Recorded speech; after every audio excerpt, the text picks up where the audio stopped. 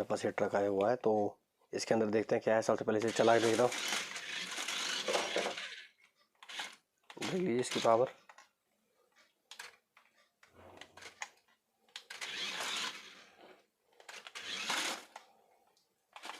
इसे खोल के देखते हैं इसमें क्या है अंदर।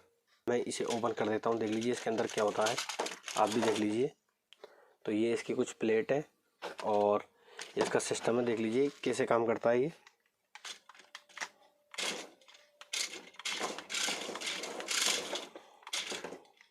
तो यदि चैनल पर नए हो, चैनल को सब्सक्राइब कर लेना। वीडियो अच्छी लगे तो वीडियो को लाइक करना।